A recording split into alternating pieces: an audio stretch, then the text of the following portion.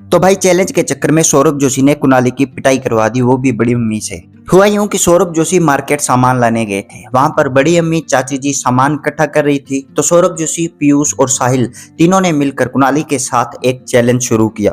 सौरभ जोशी ने कुणाली को 10 मिनट दिए। 10 मिनट तक कुणाली जो भी चीज उस बास्केट में डालेगा वो सारा सामान सौरभ जोशी उसे परचेज करके देंगे। तो भाई कुणाली के 10 मिनट शुरू हो चुके थे और कुणाली भाग भाग कर सामान डाल रहा था। कुणाली को कुछ भी समझ नहीं आ रहा था। पहले 1.5 मिनट में कुणाली ने एक भी चीज बास्केट के अंदर नहीं डाली थी। उसके बाद कुणाली ने चिप्स से शुरू किया। एक एक करके चिप्स, फिंगर रोल, सारा सामान उसने रख लिया।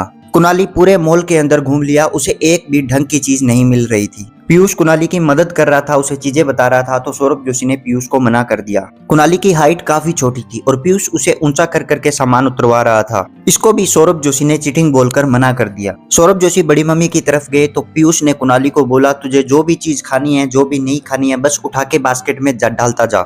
बाद में जो नहीं खानी होगी वो हम वापिस कर देंगे।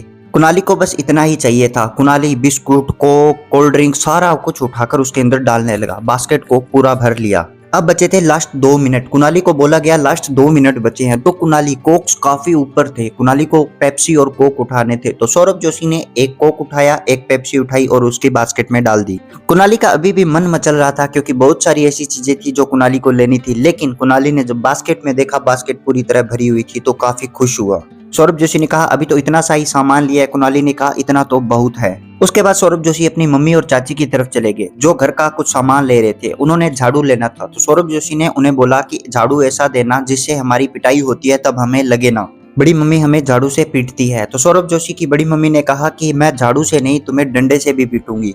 उसके बाद सभी ने घर का कुछ और सामान लिया और फिर सौरभ जोशी ने बिलिंग करवाई और सारा सामान अपनी फॉर्च्यूनर में डाल के सौरभ जोशी घर आ गए। कुणाली ने एक टब लिया, टब के अंदर सारे पैकेट डाले और वो घर के अंदर ले गया। जब घर के अंदर एंटर किया तो वो नीचे गिर गया और टब भी टूट गया और सारा सामान भी नीचे बिखर गया। कुणाली की मम्मी ने कुणाली को बड़ी डांट लगाई क्योंकि कुणाली ने टब तोड़ दिया था। उसके बाद सौरभ जोशी जब खाना खाने बैठे तो कुणाली कभी कुछ सब्जी उठा के ले जाए, पीयूष कभी रोटी उठा के ले जाए, तो सौरभ जोशी को वो खाना नहीं खाने दे रहे थे और इसी चक्कर में सोफे के ऊपर सब्जी गिर गई।